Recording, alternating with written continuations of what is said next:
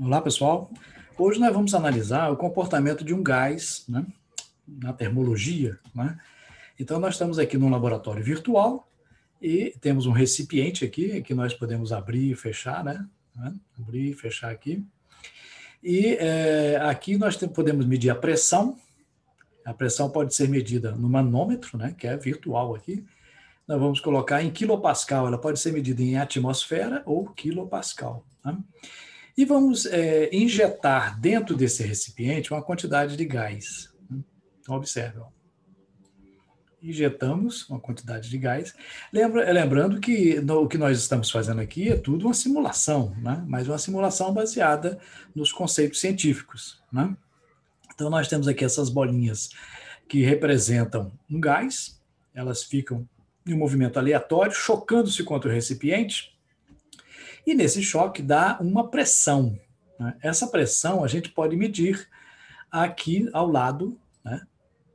No sistema internacional a gente mede em quilopascal, então deu 1183, o quê? Quilopascal. Esse recipiente, ao mudar o seu volume, né, se a gente aumentar aqui ou diminuir, ele vai alterar também a sua pressão. Então observe, se eu aumentar aqui, ó, aumentei o volume, né, desse recipiente, aumentou a pressão também. O que nós iremos fazer? Nós vamos manter a temperatura constante nesse recipiente, lembrando a vocês que no sistema gás ideal, né, nós temos uma relação entre essas três grandezas principais, que são aquelas grandezas já conhecidas, né, que são pressão, volume e temperatura. Então, o que nós podemos relacionar entre essas três grandezas é que a pressão, o volume e a temperatura estão relacionadas pela equação dos gases, né? Pressão vezes volume é o número de mols vezes uma constante dos gases, vezes a temperatura. Então, quando o gás é ideal, né, o que ocorre? A resposta dele é imediata, variação de volume, né? Quando você aumenta aqui o volume, ele muda a pressão também. De que maneira muda? Então, para isso, nós vamos precisar de duas grandezas. Primeiro, a pressão, nesse manômetro aqui, em quilopascal. E também vamos anotar a largura aqui, ó, desse recipiente. Observe que aqui embaixo está 5,0 nm. nm é nanômetro. Essa unidade nanômetro é o bilionésimo do metro, né? 10 a menos 9 do metro. Mas como é que pode ser tão pequeno? Bom, para as moléculas aparecerem desse tamanho, seria mais ou menos esse tamanho. Isso aqui é uma simulação, né? Então, se nós tivéssemos um recipiente muito pequenininho, né, nós poderíamos ver um gás ideal responder à lei dos gases. Como é que ele responde? Essa vai ser a sua tarefa de pegar os dados desse gás e colocar em um gráfico, né? Lembrando que no trabalho científico você pega as medidas, junta e monta, né, um relatório, né, encontra um valor numérico, ou então representa através de um gráfico. Nós vamos representar através de um gráfico duas grandezas. A primeira delas é esse tamanho aqui. Observe que nós vamos aqui, ó, de 5 nanômetros, eu vou aumentando, 8,4, 12, posso até chegar a 15 nanômetros. Quando chega a um tamanho bem maior, as moléculas elas chocam-se com uma área aqui maior, então distribui mais essa pressão, então a pressão cai. Observe que a pressão estava em 1.000 e pouco, agora está em 394. Então há uma relação entre pressão e volume, né? Essa relação é que nós vamos descobrir. Então a sua tarefa será anotar aí fazer uma tabela, né, colocando dois dados numéricos. Esses dois dados depois serão transpostos para um local com os dados para um gráfico, né? Então, observe bem, nós temos aqui, então, vamos começar agora a fazer as medidas. Como é que a gente faz as medidas? Olha, eu injetei gás aqui, tenho a pressão e tenho essa distância, 5 nanômetros. Para cada distância dessa, vai ter uma pressão diferente. Essa distância aqui, na realidade, é o comprimento desse recipiente, que está ligado diretamente ao volume, né? Já que a parte vertical não alterou, né? Não vai alterar assim, vai alterar no outro sentido. Então, esse valor aqui está diretamente proporcional ao volume. Então, isso nós vamos fazer um gráfico depois, onde na vertical vai aparecer a pressão em quilopascal.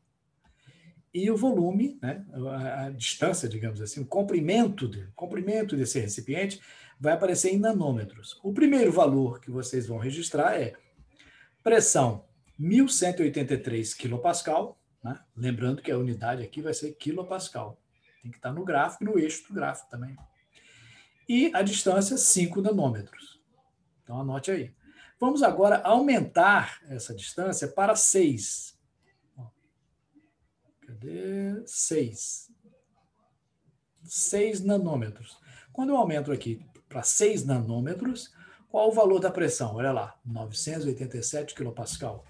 Então, eu vou alterar os valores aqui embaixo e você vai registrando. Tá? O segundo valor, que ele foi o primeiro, né, para 5. Para 6 agora, você vai medir aqui no manômetro, que o manômetro é um instrumento que mede a pressão. Né? Vou agora mudar para 7 nanômetros. Vamos lá. 7 nanômetros. Anote aí o valor da pressão, que está lá no manômetro. Então, terceiro valor. Vamos agora ao próximo valor. Nós estamos em 7 nanômetros, vamos para 8 nanômetros. 8 nanômetros tem um outro valor para a pressão. Anote aí o valor da pressão. 8 nanômetros. Vamos medir agora um outro valor para 9 nanômetros. 9 nanômetros, mudou a pressão. Registra lá. Isso é importante porque nós vamos fazer uma tabelinha rápida, tu vai coletar, e depois vai passar para um gráfico. O que eu quero saber, no gráfico vai ficar uma reta descendo, vai ficar uma reta subindo, uma curva, uma parábola. Como é que ocorre a relação entre a pressão e essa largura aí, que está ligada diretamente ao volume? Então, para 9 nanômetros, já registramos lá. Vamos para 10 agora. Então, vamos aumentar o tamanho aqui. Ó. 10 nanômetros. Né?